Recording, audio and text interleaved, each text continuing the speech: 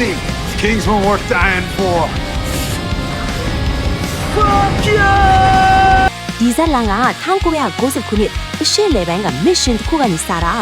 အဖွဲကိုကယ်ဖို့အတွက် spy agent တယောက်ကသူ့အသက်ကိုအနက်နာခံသွားခဲ့တယ်။အဲ့ဒီမှာအသက်ရှင်ကျန်ဟဲ Harry Hart ဆိုတဲ့လူကြီးလူကောင်တယောက်ရှိတယ်။သူကအဲ့ဒီအတွက်တော်တော်လေးစိတ်မကောင်းဖြစ်နေတာ။ဒါကြောင့်သူကဆုံးသွားတဲ့ agent ရဲ့ဇနီးစီသွားပြီးသူ့သားလေး X ကိုသူစိတ်တစ်ခုပေးခဲ့တယ်။ပြီးတော့မင်းအကူညီလိုရင်ဒီနောက်ကဖုန်းနံပါတ်ကိုဆက်လိုက်ပါလို့မှာဟဲတယ်လေ။အခု19နှစ်ကြာသွားပြီ။ X ကလန်ဒန်မြို့ရဲ့စီးရဲတဲ့ရက်ကွက်မှာနေတဲ့လူငယ်လေးဖြစ်နေပြီ။သူကထက်မြက်တယ်၊မြန်တယ်။ဒါပေမဲ့သူ့ဘဝကိုအလားအပြုံးတီးနေတာ။သူ့အမေရဲ့ရီးစားဆိုတဲ့လူကလည်းတကယ်လူရန်ကားပဲ။နောက်ဆုံးတော့ X ကကားခိုးမှုနဲ့အဖမ်းခံရရော။သူတကယ်ဒုက္ခရောက်သွားပြီ။အဲ့ဒါနဲ့သူအဲ့ဒီတစ်စိတ်နောက်ကနံပါတ်ကိုသတိရပြီးဖုန်းဆက်လိုက်တော့တာပဲ။ချက်ချင်းပဲသူထောင်ထဲကလွတ်လာတယ်။တကယ်အန်တော်ဖို့ကောင်းအောင်ပဲနော်။သူ Harry နဲ့ဘားတစ်ခုမှတွေ့ကြတယ်။ Harry ကသူက Kingsman လို့ခေါ်တဲ့ Showat Agent အဖွဲ့ကဖြစ်ကြောင်းရှင်းပြတယ်။သူတို့စကားပြောနေတော့လူမိုက်တစ်ခွဲက X ကိုလာနှောက်ရှက်ရော။အဲ့ဒီမှာတကယ်အလန်းစားအခန်းစားတာတဲ့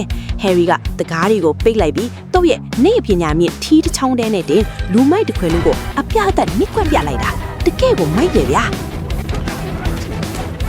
X ကဒါကိုမြင်ပြီးကျွန်တော်လည်းအဲ့ဒီအဖွဲ့ကိုဝင်ချင်းနဲ့ဖြစ်သွားတာပေါ့။အဲ့ဒါနဲ့ Harry က X ကို Kingsman ရဲ့ဌာနချုပ်ကိုခေါ်သွားတယ်။အဲ့ဒီနေရာကအစ်စ်မြင့်အထည်ချုပ်ဆိုင်တစ်ခုရဲ့နောက်ွယ်မှာဖွက်ထားတာ။ agent တယောက်ဖြစ်တဲ့ Lancet လောက်က mission တစ်ခုမှဆုံးသွားတော့နေရာအသစ်အတွက်လူခေါ်နေတာ။ X လည်း agent အသစ်ဖြစ်ဖို့ပြိုင်ပွဲထဲဝင်လိုက်ရတယ်။အဲ့ဒီကတခြားကလေးတွေကတော့တထေးသားလေဆိုတော့ X ကိုအထင်သေးကြတာပေါ့။ဒါပေမဲ့ X ကသူတို့ထက်ပိုကြန့်ခိုင်ပြီးပိုပြီးတော့လည်းညံကောင်းတယ်ဗျာ။သူတို့လေ့ကျင့်နေတော့မှပဲဘီလင်ကြီး Richmond Valentine နဲ့မိတ်ဆက်ပေးချင်တယ်။သူကအယောင်ဆုံးအင်ဂျီဒီဝတ်ထားတဲ့ဘီလီယံနာတထေးကြီးပေါ့။ဒါပေမဲ့သူ့ကိုအထင်မသေးနဲ့ဘူးနော်။သူကတော်အန်တရများတယ်။သူကတကဘာလုံးကိုဖုံးစင်းခတ်အလကားပေးနေတာ။အင်တာနက်အမြဲတမ်းအလကားထုံးရမယ်တဲ့။နားထောင်လို့တော့ကောင်းတာ။ဒါပေမဲ့မဟုတ်ဘူးနော်။တစ်ဖက်မှာလည်းလေ့ကျင့်ခန်းလေးကပိုပြီးတော့ခက်လာတယ်။လေယံဘောကနေခုန်ချခိုင်းတယ်။ဒါပေမဲ့တယောက်မှလေကြီးမပါဘူး။ပြီးတော့သူတို့အိတ်ဆောင်ထဲကိုရေတွေအပြည့်ဖြည့်ပြီးစမ်းသပ်သေးတယ်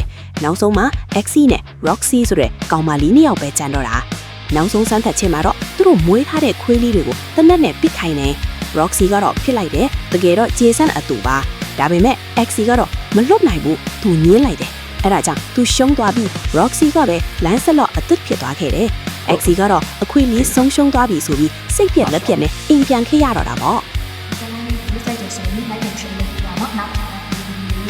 မှာဒီမှာပါတယ်။နောက်ပိုင်းလည်းလက်ချင်ချင်တော့ page ကို follow လုပ်ပါ